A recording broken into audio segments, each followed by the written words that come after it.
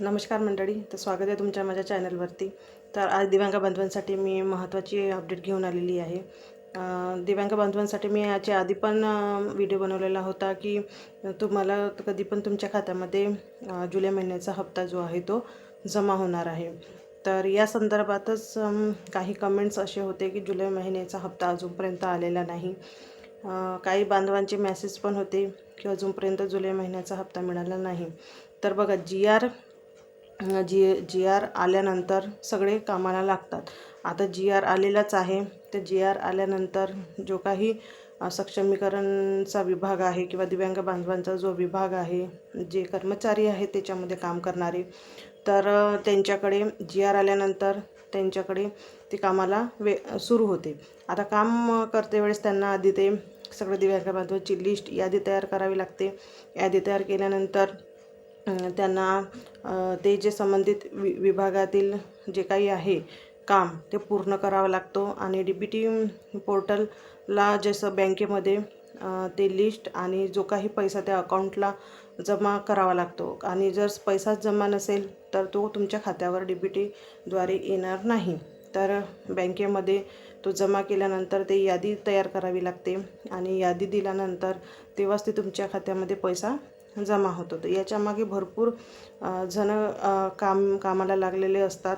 याच्यामागे कर्मचारी असतात, कारण लाखो बांधवांचे पैसे द्यावे लागतात आणि त्याचा डाटा बरोबर क्लिअर ठेवावा लागते. तो नंतर त्यांना शासनाला पाठवावं लागते की आम्ही एवढा निधी त्यांना वाटप केलेला आहे म्हणून.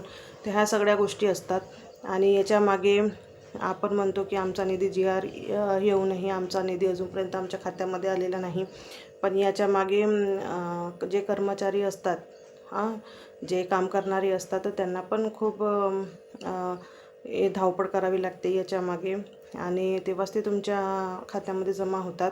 आता रेग्युलर म्हणजे महिन्याचं 1, 2, 5 तारखेपर्यंत हे पैसे येतात. याच्या आधी उशीर लागत होता, पण याच्यामागे पण काही कारण असतील, असं नाही की नाही असणार म्हणून.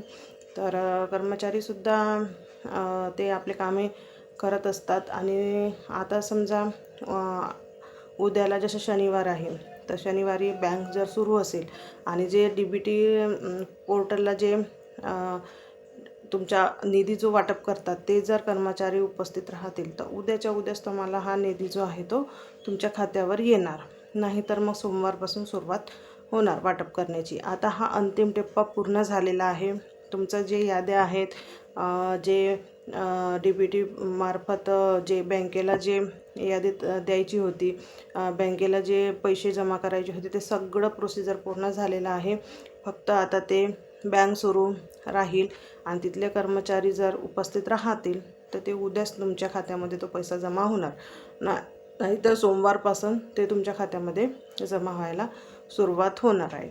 तर दिव्यांग बांधवांना याच्या उत्तर मिळालंच असेल की लवकरात लवकर आपला निधी खात्यामध्ये जमा होणार आहे आणि सगळ्यांनाच त्यांना पण काळजी असते की नाही, हा लवकरात लवकर निधी दिव्यांग बांधवांच्या खात्यामध्ये जमा व्हावा.